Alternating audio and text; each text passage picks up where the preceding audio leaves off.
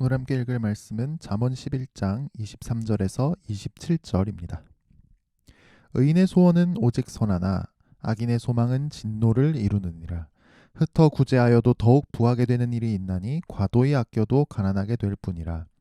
구제를 좋아하는 자는 풍족하여질 것이요 남을 윤택하는 자는 자기도 윤택하여지리라. 곡식을 내놓지 아니하는 자는 백성에게 저주를 받을 것이나 파는 자는 그의 머리에 복이 임하리라.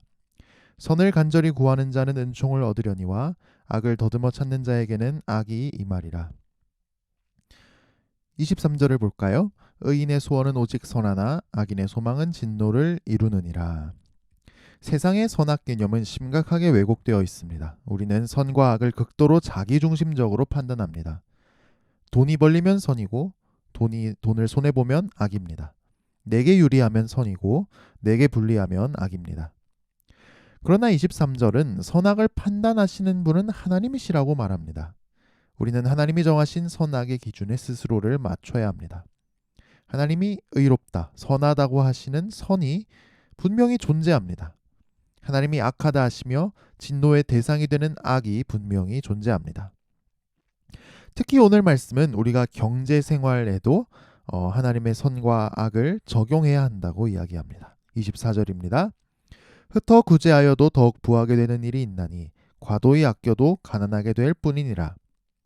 우리 경제 생활에서 하나님이 요구하시는 선 중에 하나는 가난한 이웃과 믿음의 형제 자매들의 경제적인 어려움을 보살피는 것입니다. 성경에서 구제라고 하죠. 구제는 그냥 교회가 좋은 일 하는 게 아닙니다. 구제는 교회론적으로 중요한 의미가 있습니다. 구제는 교회가 그리스도의 한 몸이라는 것을 고백하는 일입니다. 구제는 몸의 한 부분이 아픔을 당할 때 그 아픔을 온 몸이 함께 나누는 것입니다. 하나님은 구제를 기뻐하십니다. 그래서 흩어 구제하여도 대가를 바라지 않고 나눠 주어도 더 복을 내려주셔서 부하게 되는 일이 있다고 합니다. 한편 24절 하반절은 이렇게 말합니다. 과도히 아껴도 가난하게 될 뿐이라. 여기서 과도히 아낀다는 것은 제가 가진 영어 성경에 보니까 남에게 주어야 할 것을 주지 않으면 얼추 이런 뜻입니다. 일을 했는데 임금을 주지 않는 것이 대표적이겠죠. 또는 하나님께서 우리에게 재물을 주실 때 그걸 다 내가 쓸 것이 아니고 그중 일부는 남에게 주어야 할 것이 있습니다. 남을 사주고 도와주고 교회를 재정적으로 섬기고 구제해야 하고 그래야 할 돈이 있습니다. 그런데 그냥 월급 들어오면 이것도 사 먹고 저것도 사 먹고 이것도 사고 저것도 사고 그러다가 이제 월급을 다 쓰는 것이죠. 또는 신용카드로 신나게 긁고 다니다가 월급 들어오자마자 이제 카드사가 귀신같이 알고 바로 빼가서 남는 게 없는 것이죠. 이런 식으로 재정을 사용해서는 구제를 할 수 없습니다. 하나님께서 내게 재물을 주실 때 그중 일부는 남을 위해서 사용하고 교회를 섬기고 구제하도록 하셨습니다. 그러려면 내가 얼마를 쓸 수 있는 건지, 이 중에 얼마를 남을 위해 써야 하는 건지 그런 대강이 있어야죠. 구제를 우리가 즉흥적으로도 할 수 있지만 그래서는 결국 얼마 못하게 됩니다. 그러다 보면 결국 과도히 아끼게 됩니다. 교회를 위해 형제 자매를 위해 써야 할 때 쓸 수가 없습니다. 우리가 하나님이 정하신 이런 재정의 원리를 잘 실천할 수 있게 되기를 소망합니다. 그래서 더욱 부하게 되는 복을 받게 되길 축복합니다.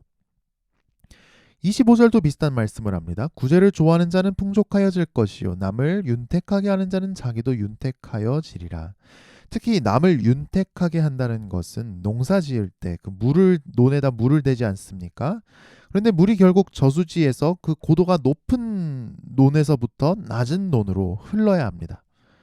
이때 내 논에만 물을 대려고 물길을 꽁꽁 막아서 내 논에서 물이 절대로 흘러나가지 못하게 하는 게 아니라 내 다음에 이 물이 흘러가야 하는 다른 사람 논에도 물이 흘러가도록 하는 것이 바로 남을 윤택하게 하는 것입니다.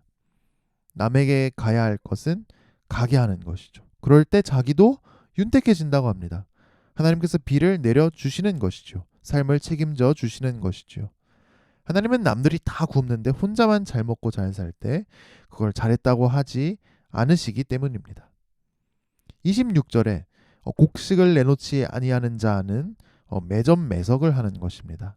매점 매석을 하면 시장에 큰 혼란이 오죠. 물가가 오르게 됩니다. 특히 생필품을 두고 이렇게 매점매석을 하면 사람들이 경제적으로 큰 타격을 받게 되고 생존의 위기를 경험하게 됩니다. 하나님은 이런 소득이 불의하다고 규정하십니다. 매점매석뿐이겠습니까? 부동산 투기를 하는 것도 죄가 됩니다. 이사야 5장 8절에 보면 말씀하지 않습니까? 가옥에 가옥을 이으며 전토에 전토를 더하여 빈틈이 없도록 하고 이 땅 가운데 홀로 거주하려 하는 자는 화 있을진저. 물론 내가 투기를 하겠다 이런 생각 없이 그냥 샀는데 오를 수 있습니다. 그거야 뭐 어떻게 하겠습니까? 하지만 주택은 필수적인 재화이지 않습니까? 그런데 혼자서만 세상에 살 것처럼 남들은 살 집도 없이 방황하게 투기를 해서 집값을 올려놓으면, 그래서 과도한 시세 차익을 얻으면 그것은 불의한 것이지요. 하나님은 매점매석을 할 때 일단 백성들에게 저주를 받게 된다고 말씀하십니다. 그러니까 그걸로 이익을 보려고 하지 말고 적당한 가격에 팔라고 말씀하십니다. 마지막 27절을 볼까요? 선을 간절히 구하는 자는 은총을 얻으려니와 악을 더듬어 찾는 자에게는 악이 임하리라. 선을 행하는 것도 악을 행하는 것도 쉽지 않다고 말합니다. 열심히 노력해야 가능하다고 말합니다. 악을 더듬어 찾는다라고 했는데 여기서 더듬어 찾는다는 것도 원래는 열정적으로 찾아간다는 뜻이죠. 로또집 앞에 매일같이 30분이고 1시간이고 줄을 서야 되고 부동산 투기할 매물을 보러 다녀야 하고 공부를 해야 불이한 소득도 얻을 수 있습니다. 그런데 그 정도 열정이 있어야 선을 행하는 것도 가능합니다. 선을 간절히 추구한다라고 했는데 이것은 어려움에도 불구하고 좌절하지 않고 끝까지 찾아가는 모습을 표현하는 동사입니다. 경제생활에서 우리가 적극적으로 행해야 할 선은 무엇입니까? 적극적으로 버려야 할 악은 무엇입니까? 우리는 은행이 약속하는 이율, 투자 상품이 약속하는 수익률을 믿고 돈을 기꺼이 내놓습니다. 오늘 말씀을 통해 하나님이 약속하십니다. 대가를 바라지 않고 우리가 구제하고 남에게 주어야 할 것을 주고 다른 사람을 생각해서 내 욕망에 일정한 한계를 둘 때 하나님께서 우리 삶을 책임져 주시고 복을 더해 주신다고 말입니다. 하나님을 믿음으로 경제생활을 하고 하나님의 채우시고 복 주심을 경험하는 우리 모두가 되기를 축복합니다. 기도하겠습니다. 주님, 우리가 이 세상에 태어나고 지금까지 우리에게 먹을 것 입을 것 공급하여 주셔서 살게 하시니 감사합니다. 하지만 우리는 마음에 문득 염려될 때가 있습니다. 내일도 만나와 매출하기야 내릴지 걱정합니다. 그래서 흘려보내고 주님을 위해, 형제 자매를 위해 써야 할 것도 내가 움켜쥐고 내어주지를 않습니다. 또는 내 생각만 하며 이기적으로 다 내 것인 양 돈을 펑펑 써댑니다. 주님, 우리의 지갑이 회개하게 하여 주옵소서. 선을 간절히 구하게 하옵소서. 어떻게 하면 한 번이라도 더 내게 주신 재물로 선을 행할 수 있을까? 하나님 뜻을 이룰까?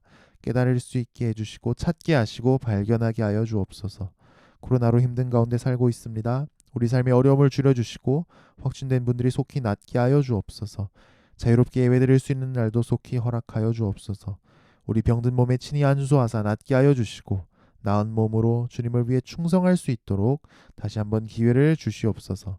위정자들이 오늘도 하나님을 두려워하게 하시고 하나님의 선을 이루는 도구가 되게 하사 이 시대와 사회의 갈등과 위기를 잘 해결할 수 있도록 도와주시옵소서. 우크라이나에 기적적으로 평화가 임할 수 있도록 은혜를 내려주옵소서. 복음을 위해 수고하시는 선교사님들과 오늘도 동행하여 주옵소서. 출퇴근길, 등하굣길을 지켜주시고 오늘 하루 우리가 하는 모든 일을 통해 주님 영광 받아 주옵소서. 무슨 일을 할 때나 주님 힘을 더하여 주시고 지혜를 더하여 주셔서 잘 감당하게 하여 주옵소서. 사랑하는 우리 가족과 자녀들이 건강하게 해주시고 하나님을 잘 믿게 해주시고 복된 인생 살도록 인도하여 주옵소서. 예수님 이름으로 기도합니다. 아멘.